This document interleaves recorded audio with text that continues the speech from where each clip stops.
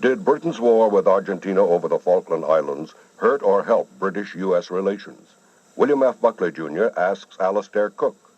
Our guest today is probably the best-known ex-Englishman in America. Alistair Cooke is an American citizen, and over the course of 4 decades he has presided over a continuing dialogue between the United States and Great Britain in BBC broadcasts that have become so famous that regularly a book is decocted from them.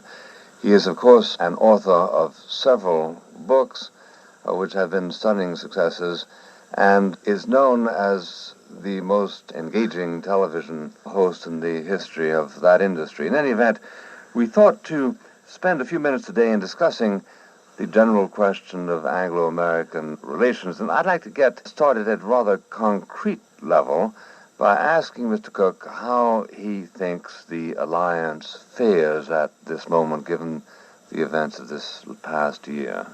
Well, I think it's a relationship which, like all family relationships, goes up and down. And I think sometimes a nuisance and sometimes is affectionate.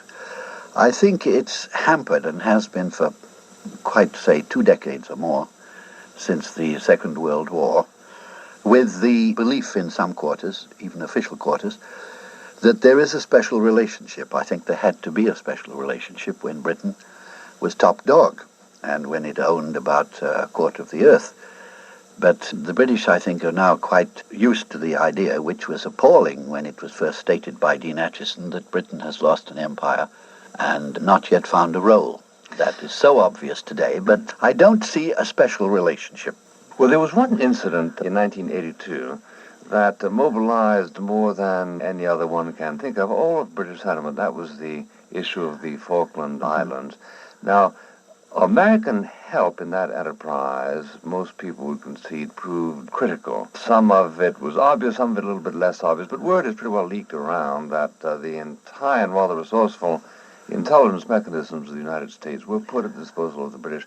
Question, and very concrete question, was this a kind of help that bred only the gratitude of the moment, or especially given the fact that we got into real trouble in Latin America, is there some resonance in that gratitude?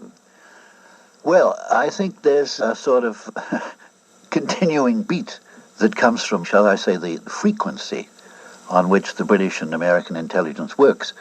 You see, the British, I think, would have been absolutely outraged if they'd not had the advantages of this intelligence, which some of, as you say, little was publicized, much more was not, because it has been a going thing for the past, 30 years. Correct. Because you people invented intelligence. I say you people, I mean they. Well, they always say that, yes, the great British lion in deploring the excesses of the CIA, for instance, is to say that, well, we abolished the cloak and dagger people when the war was over, and you went from the OSS, and then you devised this whole James Bond network. But still in all, there is the core of genuine intelligence between the two countries. Well, at a period when we were being dominated by Henry Stinson's notion that gentlemen don't read other gentlemen's mail. That's right. You people were learning to bug Hitler's telephones. I know, I think of a very distinguished English judge who agreed very warmly with Justice Holmes's only remark on this tremendous topic, which was to say that wiretapping is a dirty business. He said, we agree. At the same time, we do have the best secret service in the world.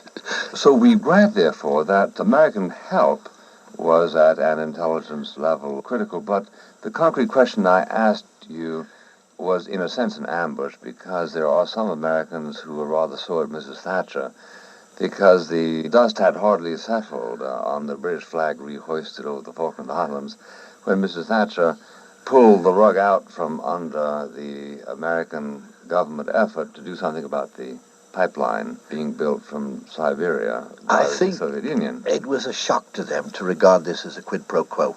And I think that the British feel strongly that European trade, and especially the future of the common market, depends on not regarding economic sanctions as a viable means of policy. And of course they also say they've never worked.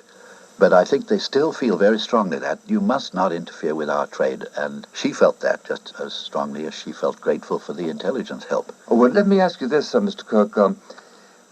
How much difference does it make, in your judgment, to Americans whether Conservatives or Labour are in power in Great Britain? I don't think it makes that much difference unless, by some extremely unlikely circumstance, Tony Benn or any left-wing radical Labourite came into power.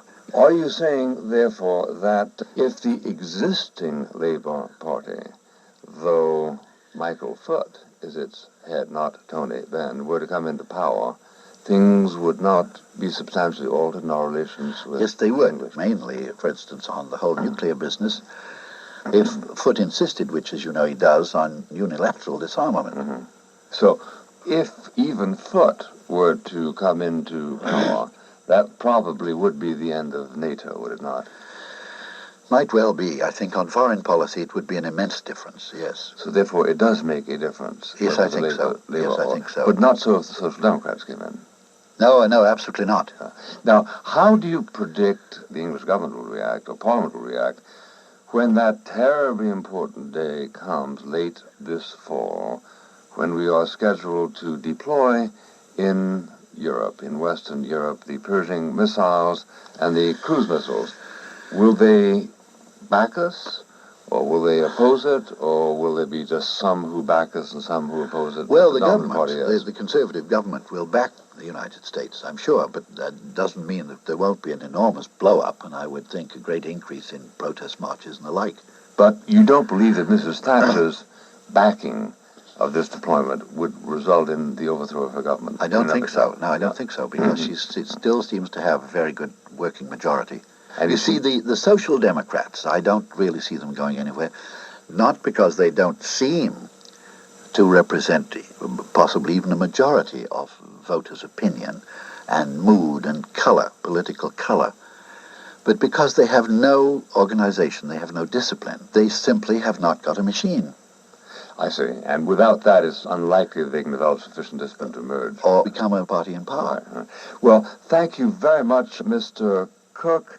This is William F. Buckley, Jr. for the International Portfolio.